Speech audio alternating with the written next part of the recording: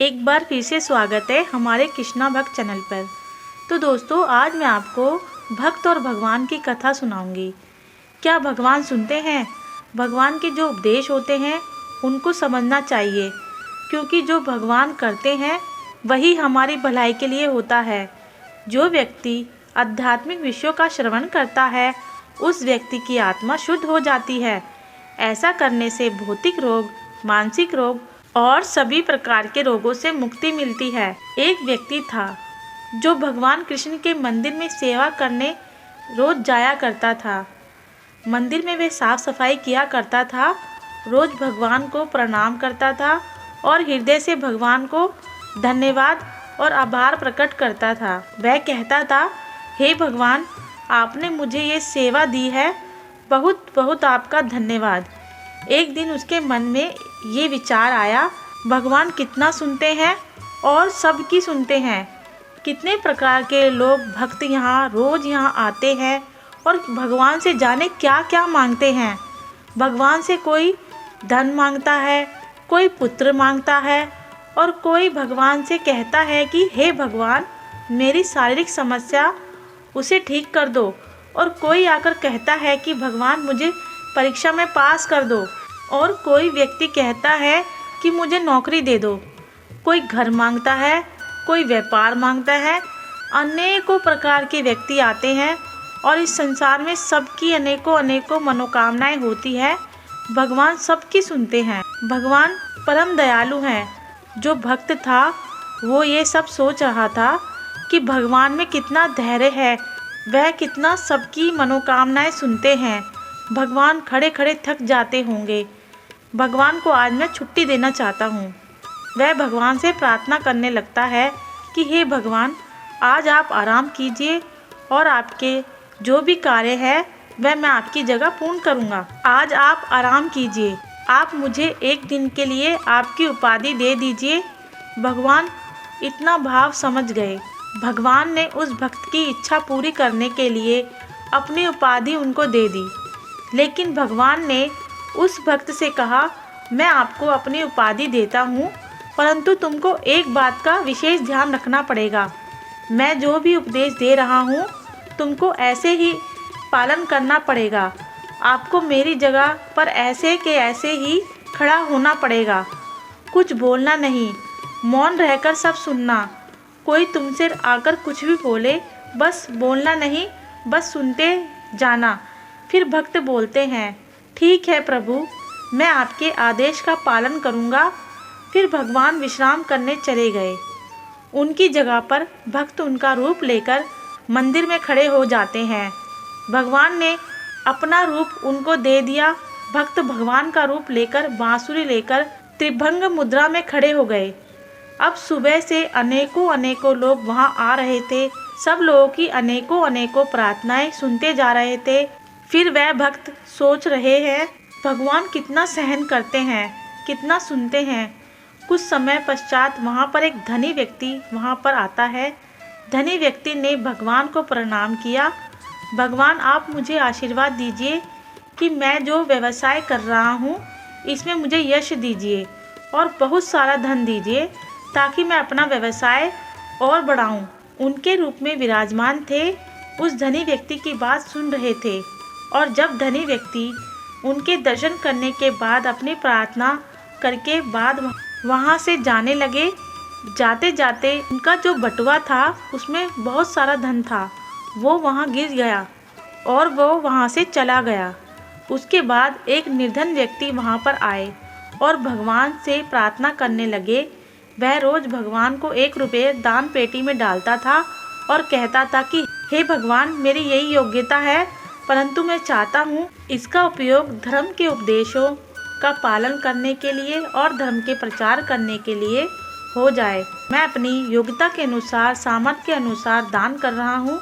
अगर मेरे पास कभी धन आए, उसका उपयोग धार्मिक कार्यों और प्रचार और प्रसार करने में और आपकी सेवा करने में मैं लगाऊंगा। वह रोज़ इस प्रकार से निर्धन व्यक्ति भगवान से प्रार्थना करता था। आज जब उस धनी व्यक्ति का पैसों से भरा बटुआ वहाँ पर गिर गया, तब उस निर्धन व्यक्ति की नज़र उस बटुए पर पड़ी। तब उसने भगवान का आशीर्वाद समझकर उस बटुए को उठा लिया। उसने भगवान को धन्यवाद किया। उसने मन ही मन सोचा कि इस धन को अब मैं धार्मिक कार्यों में, भगवान के प्रचार और प्रसार में लगाऊंगा, जगत के कल्याण के लिए करूंगा और जीवों के उद्धार के लिए करूंगा। ऐसा सोचने लगे। जब वहाँ से चले गए, उसके पश्चात तीसरा व्यक्ति वहाँ पर आता है। वह पानी के जहाज के बहुत बड़े अधिकारी थे। उस समय वह वहाँ आए।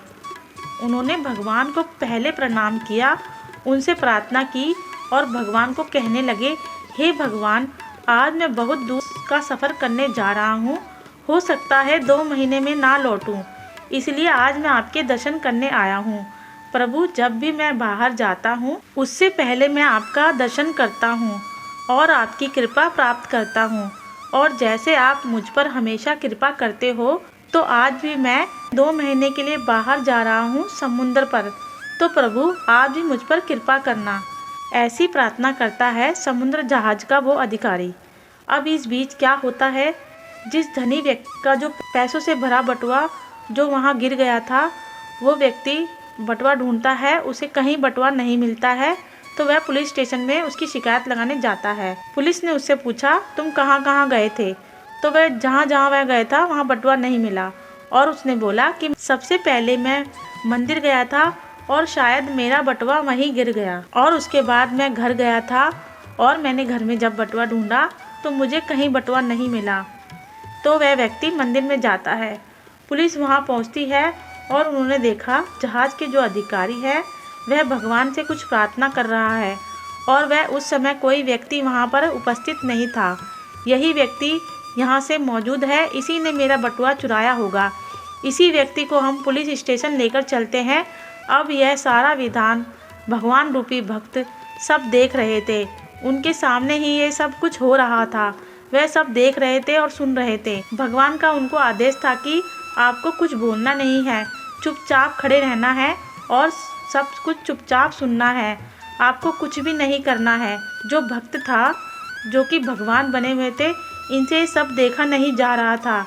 जब उन्होंने कहा रुक जाओ, जो भी घटना यहाँ पर हुई है उसका मैं साक्षी हूँ, मेरे सामने ही ये सब कुछ हुआ है। वह व्यक्ति चोर नहीं है, इसलिए उसको छोड़ दीजिए।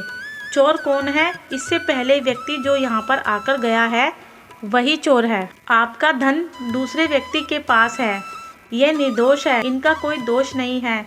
इस प्रकार से पुलिस ने उस व्यक्ति को छोड़ दिया और जो धन लेकर गया उसका पता कर उसको पकड़ लिया, पुलिस कस्टडी में डाल दिया। अब ये जो भक्त था वो भगवान के पास गया और कहने लगे, हे भगवान, देखिए आज मैंने कितना बड़ा कार्य किया है।